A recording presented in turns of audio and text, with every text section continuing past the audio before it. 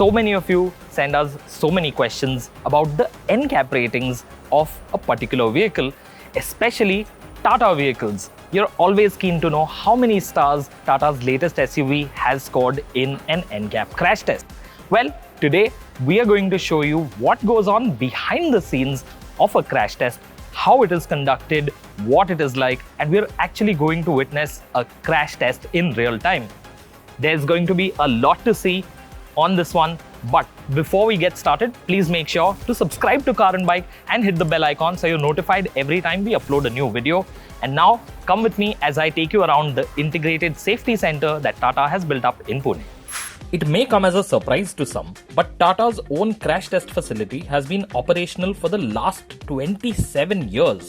The Indica was the first Tata passenger vehicle to be tested at this facility, and over time, this place has grown with the addition of new test rooms. Today, it is known as the Tata Integrated Safety Center, which proudly wears the seal of approval from German certification firm TUV and is the place where every new Tata is tested rigorously before it is deemed fit for rollout. But the road to the crash tests that result in the all-important safety ratings doesn't begin here, but in a room full of immortal individuals. Now we meet the creations that help Tata Motors get to the ideal safety rating.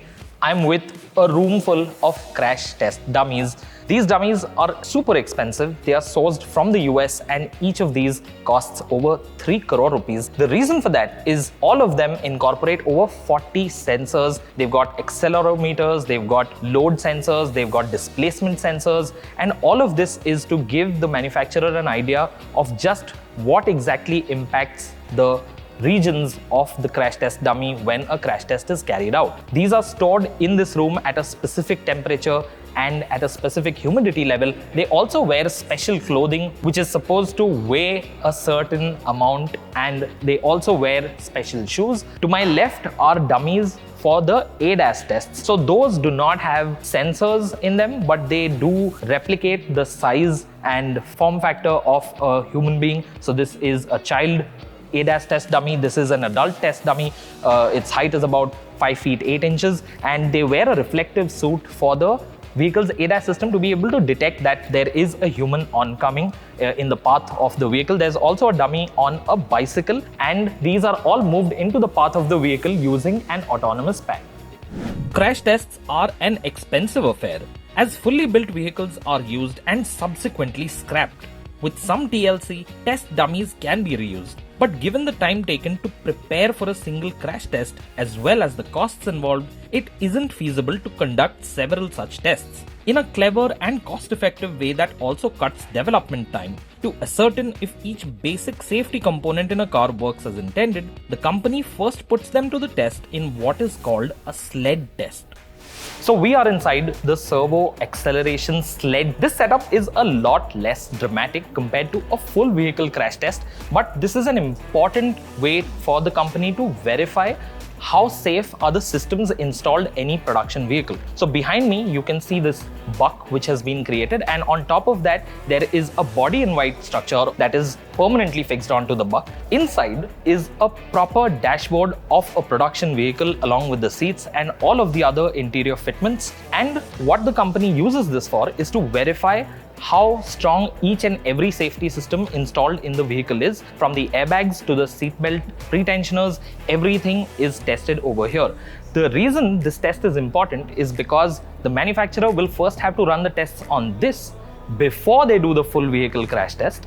This is a cheaper way to verify the strength of these systems, and there is also a quicker turnaround time here because the company can run up to 2 such tests every day. Since the time this facility was opened, Tata has already conducted over 1,000 sled tests over here, and only once everything is verified over here do we proceed to the full vehicle crash test. So where we are right now is the full vehicle crash test facility. Right next to me is a Safari crash test demonstrator. Over here you will see the wall, and there's a beam on which the offset deformable barrier is mounted. That is made of aluminium, and the vehicle is driven into this barrier at a speed of 64 kilometers an hour.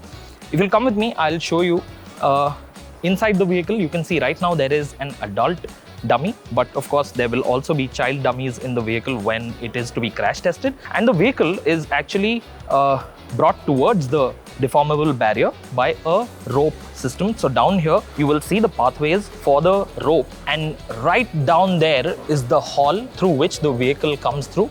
Right at the end of the hall is a vehicle preparation room, so the vehicle is prepped at that end, and then it is brought here using an electric motor which delivers power through a pulley system.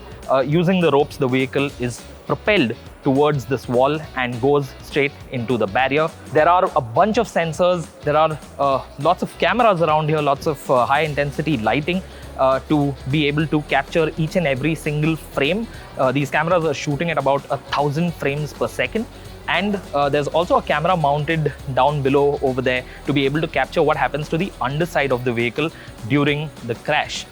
At a little past 2 in the afternoon, the crash demonstrator was ready, and so were we, seated not too far away from the crash area. Believe me when I say this, nothing truly prepares you for the impact of a near 2-ton SUV smashing into a barrier at high speed.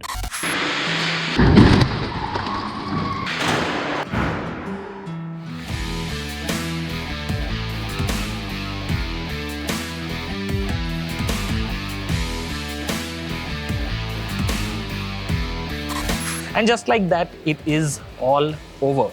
I was sat right here, about 15 feet away from where the crash test took place, with nothing separating us from where the crash test took place.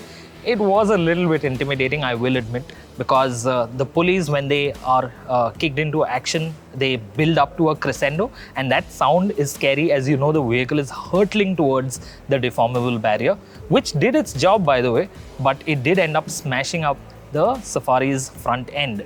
The Safari fared well, of course it did, because it does hold a 5-star Bharat NCAP safety rating, but it's staggering to see the amount of work that goes into preparing just a single vehicle for a full crash test. It's also a great reminder of why we shouldn't take safety ratings for granted, because this was an incident at just 64 kilometers an hour, and when you go faster on the road, you do run the risk of getting into a much worse road accident. So it's probably great to bear in mind that while you have a great safety rating, you should also always follow the rules of the road and drive safely, and most importantly, never forget to wear your seatbelt. If you enjoyed watching this video and found it informative, then please make sure to like it and share it with your friends and family.